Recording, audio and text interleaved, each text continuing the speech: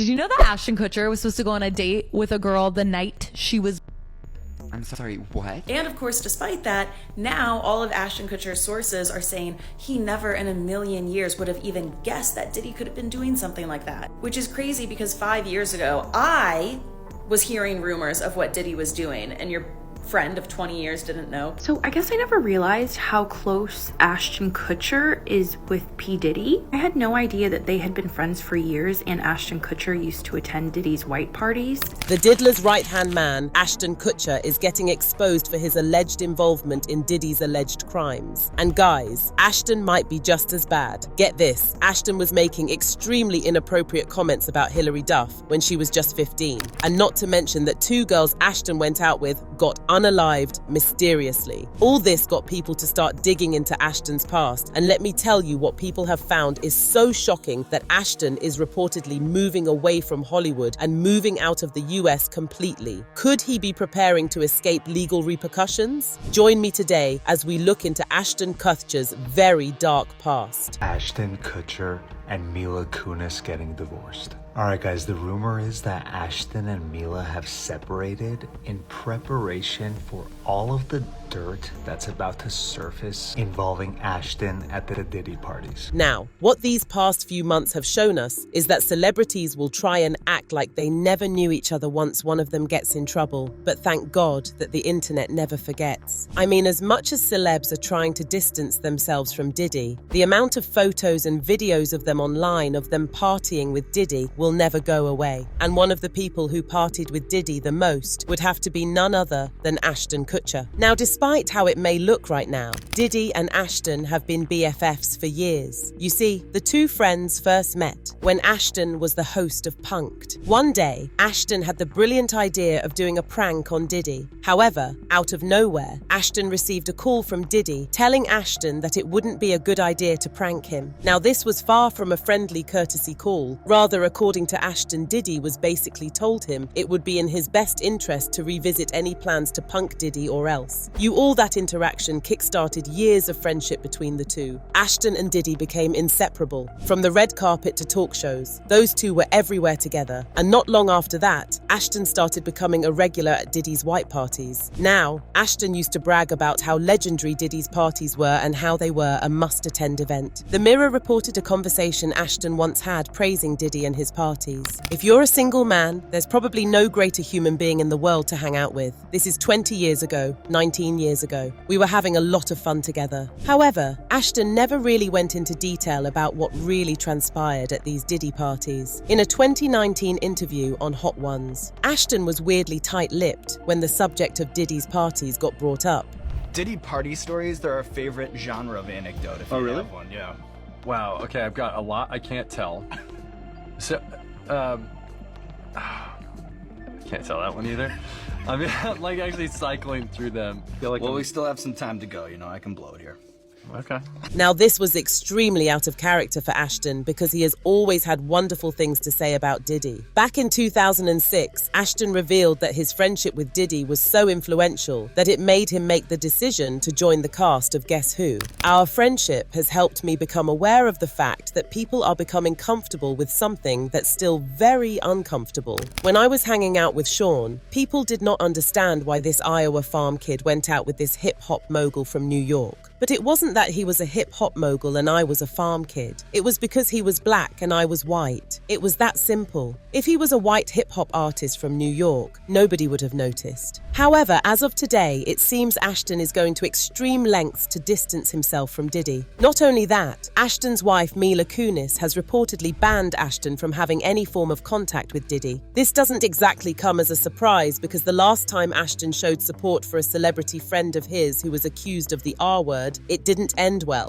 You see, back in September 2023, Ashton's friend, actor Danny Master Son, yes, Hyde from that 70s show, was convicted of wording 2 women in 2003. The conviction landed him a 30-year-to-life prison sentence. And while Master Son continues to deny the charges, the court wasn't buying it. Now, while that alone was a bombshell, what really set the internet on fire was the fallout surrounding his good friends Ashton Kutcher and Mila Kunis. So, as Master Son's case unfolded, considered, it came to light that Ashton and Miller, along with several other high-profile figures, wrote character reference letters in support of Master Son. Yep, you heard that right. Ashton Kutcher, the guy who's made headlines for his anti-trafficking and activism, actually vouched for a convicted R-word, and let me tell you, the backlash was swift and brutal. You see, Ashton's reputation up until that point wasn't just that of an actor. He was considered a real-life hero by many for his work fighting and trafficking. Back in 2009, he co-founded Thorn, an organization dedicated to combating exploitation of young people, alongside his then-wife, Demi Moore. He even testified before Congress, pushing for stronger laws to protect victims and end trafficking. So, when the contents of those character letters for Master Son became public, oh, the hypocrisy people saw in Ashton's actions lit the internet on fire. It was bad enough that they supported Master Son, but for Ashton, someone who built a brand around protecting victims, to take this stance, people were fuming. Ashton and Mila's words painted Master Son as a dedicated family man and role model with a strong moral compass. Yes, they actually called him a role model. Let that sink in. The letters seem to argue that the man convicted of 2 women was somehow a good influence. Naturally, people were not having it. You all fans took to social media to call out Ashton and Mila for their tone-deaf support, with many pointing out the irony of Ashton's long-standing advocacy work. Realizing they were in hot water, Ashton and Mila did what every celebrity in damage control mode does. They posted an apology video on Instagram. We are aware of the pain that has been caused by the character letters that we wrote on behalf of Danny Masterson. We support victims. We have done this historically through our work and will continue to do so in the future. In it, they tried to explain their actions, saying, "We support victims. We have done this historically through our work and will continue to do so in the future." But let me tell you, that apology fell flat. People were quick to call it performative and insincere, with comments flooding in about how their words didn't align with their actions. And if you thought that was the end of it, think again. Ashton faced even more fallout from this controversy when he stepped down as chairman of Thorn's board of directors. It was a move that many saw as a way to save face, but by then, the damage was done. His credibility as an activist had taken a serious hit, but that is far from the most controversial thing Ashton has done. A clip from Ashton's old MTV show, Punk'd, came back to haunt him, and trust me, it's bad. In the clip, Ashton is heard making some extremely tasteless and creepy comments about then-teenage Hillary Duff. Hillary Duff is in Lizzie McGuire. She also has an album out. She's going to be in a movie called Cheaper by the Dozen. And she's one of the girls that we're all waiting for to turn 18, along with the Olsen twins. Any 15-year-old. Yep, he actually said that. Let that sink in for a second. And if that wasn't enough to make you cringe, he doubled down in the same interview, adding, along with the Olsen twins. Yes, you all. He brought up Mary-Kate and Ashley Olsen, referring to them as well-known teenage stars the world was waiting to see become legal. It's the kind of thing that makes you want to hit pause and scream, "What were you thinking?" Naturally, when this clip resurfaced, people were not having it. Social media exploded with outrage, with people calling Ashton out for making such inappropriate comments about young girls, especially given his current controversies and associations to Diddy and Master Son. Many were quick to point out how this pattern of behavior doesn't align with the activist for victims image Ashton has tried so hard to cultivate over the years. Let's be real, Ashton's past comments weren't just inappropriate, they were flat out disturbing. Joking about waiting for young girls to turn 18, that's not just bad humor, it's a red flag, especially for someone who's tried to position himself as a protector of the vulnerable. And when you pair that with the allegations surrounding Diddy's parties and Ashton's past involvement in Hollywood's darker circles, the whole thing becomes even messier. People on Twitter didn't hold back. Tweets like Ashton Kutcher isn't the hero we thought he was, and maybe Ashton's activism was all for the show, started trending. Did I mention that back in the day while he was still on that 70s show, he made a bet with Danny Masterson if he could French kiss Mila Kunis? Now right now that doesn't seem weird since they are married, but back then, Mila was just 14 and Ashton was 19. And get this, Mila had never kissed anyone in her life before then, only for her to find out that the person she was to share that moment of her life with, who was way older than her, had made a bet with some other guy who would end up getting convicted for the R word. You know what's funny is when she was 14 when we started the show. I was like 19, right? Right. And they're like, okay, you guys are going to be making out in this scene.